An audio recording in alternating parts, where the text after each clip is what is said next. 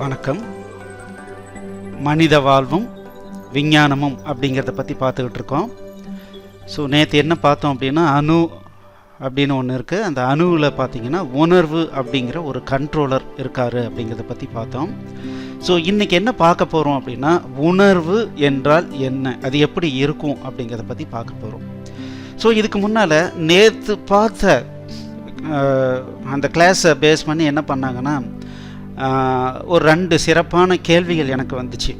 ஒருத்தர் கேட்ட கேள்வி என்ன அப்படின்னா, சார் நல்லா தானே போயிட்டு இருந்துச்சு, மறுபடியும் என்னத்துக்கு அணு அது இதுன்னு நடத்திக்கிட்டு இருக்கீங்க, கெமிஸ்ட்ரி கிளாஸ் நடத்துகிறீங்களா அப்படின்னு ஒருத்தர் கேள்வி கேட்டாங்க. இது ஒரு நல்ல கேள்வி. இன்னொரு கேள்வி என்னன்னா, இந்த உணர்வுங்கிறது எண்ணங்களை தான் நீ உணர்வுன்னு சொல்றியா அப்படின்னு ஒருத்தர் கேள்வி கேட்டாங்க.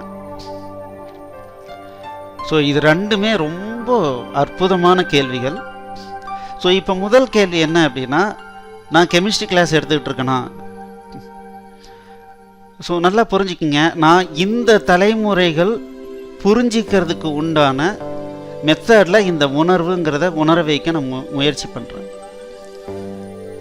இன்றைக்கி இருக்கிறவங்க எல்லாருமே சயின்டிஃபிக்கலாக எதையாவது ப்ரூவ் பண்ணால் மட்டும்தான் அதை கூர்ந்து கவனிப்பாங்க, இல்லைன்னா கவனிக்கவே மாட்டாங்க. இது ஒரு மூடத்தனம் அப்படின்னு சொல்லிட்டு போகிறதுக்கு வாய்ப்பு உண்டு.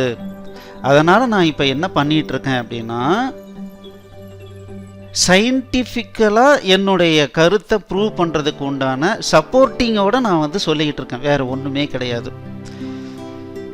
ஸோ நான் கெமிஸ்ட்ரி எடுக்க போகிறது கிடையாது. அதுதான் நேற்றே சொல்லிட்டேன். நிறைய விஷயங்கள் இந்த அணுக்குள்ளர் இருக்குது, அதெல்லாம் நம்ம பார்க்க போகிறதில்ல. உணர்வு இதையெல்லாம் கண்ட்ரோல் பண்ணுறது ஒரு விதமான ஏரியா. அந்த ஏரியாவுக்கு பேர் உணர்வுன்னு சொல்கிறோம், இல்லை கான்சியஸ்னஸ் அப்படின்னு சொல்கிறோம். இரண்டாவது கேள்வி, எண்ணங்களை தான் நீங்கள் உணர்வு அப்படின்னு சொல்கிறீங்களா அப்படின்ற ஒரு கேள்வி. இது ஒரு நல்ல கேள்வி. உண்மையாலுமே சரியான வழியில் சிந்திக்கிறவங்க மட்டும்தான் இந்த மாதிரி ஒரு கேள்வியை கேட்க முடியும். இதுக்கு உண்டான பதிலை நீங்கள் ப்ராக்டிக்கலாக உணருவீங்க. சரி, இன்னைக்கு நம்ம என்ன பண்ண போகிறோம் அப்படின்னா, உணர்வுனா எப்படி இருக்கும், எதுக்கு இந்த உணர்வை பற்றி பார்த்துக்கிட்டு இருக்கோம் அப்படிங்கிறத நம்ம இன்னைக்கு முதல்ல நம்ம புரிஞ்சிக்கணும். இந்த உணர்வுங்கிறத ஒவ்வொரு மனிதனும் கண்டிப்பாக ரியலைஸ் பண்ணியிருப்பாங்க. ஒரு சின்ன எக்ஸாம்பிள் நான் உங்களுக்கு சொல்லணும் அப்படின்னா, நீங்கள் படுத்து தூங்க படுத்துக்கிட்டீங்க. நீங்கள் சின்ன குழந்தையாக இருந்திருக்கலாம், இல்லை பெரியவங்களாக இருந்திருக்கலாம், எப்படியோ இருந்திருக்கலாம். எப்போவாது ஒரு முறை மதியமோ காலையிலையோ நீங்கள் படுக்கணும்னு நினச்சி படுத்து கண்ணை மூடிட்டீங்க. ஆனால் உங்களுக்கு தூக்கம் வரல. கண்ணை மூடி அப்படியே படுத்துருக்கீங்க, இல்லை போர்வையை தலையோடு சேர்த்து மூடி படுத்துக்கிட்டு இருக்கீங்க.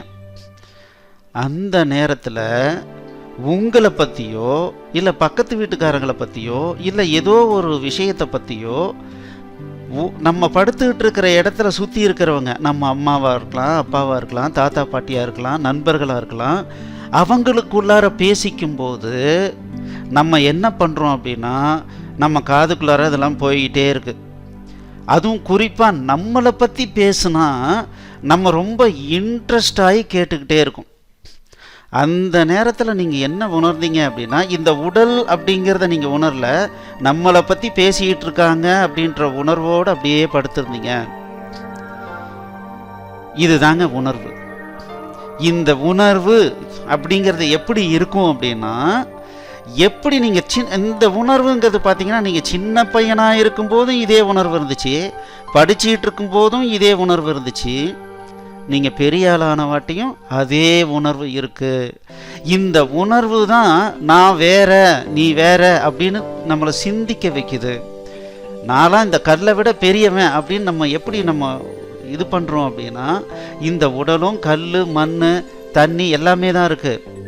ஆனால் இதையும் தாண்டி நான் வேற ஏதோ, நான் இந்த மாதிரியான விஷயம் இல்லை, இதை விட நான் பெரிய விஷயம் அப்படின்னு சிந்திக்க வைக்கிற மாதிரியான ஒரு விஷயம் உங்களுக்குள்ளார நடந்துச்சு அப்படின்னா, அதுக்கு காரணம் இந்த உணர்வு, இந்த கண்ட்ரோலர். இதுதான் நம்மளை அந்த மாதிரி சிந்திக்க வைக்குது. இன்னைக்கு பாடம் இவ்வளவு தான். இன்னைக்கு உங்களுக்கு ஒரு சின்ன ப்ராக்டிஸ் கொடுக்க போகிறேன்.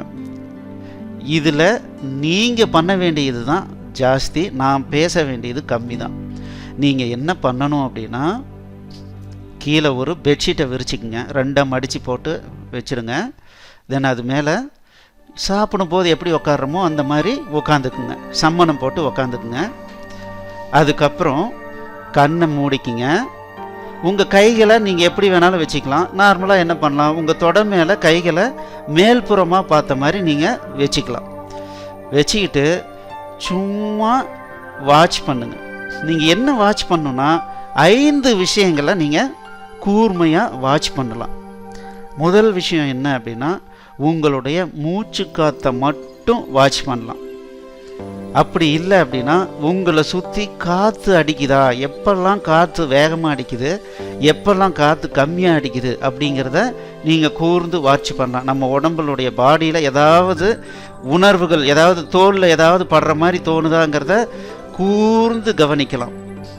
அப்படி இல்லை அப்படின்னா, உங்களை சுற்றி ஏற்படுற சத்தம், யாரோ பேசிக்கிறாங்க, ரோட்டில் வண்டி போகுது, இந்த மாதிரி ஏதாவது ஒரு சப்தம் இருக்குது அப்படின்னா, ஏதாவது சப்தம் வருதா அப்படிங்கிறத கூர்ந்து கவனிக்கலாம்.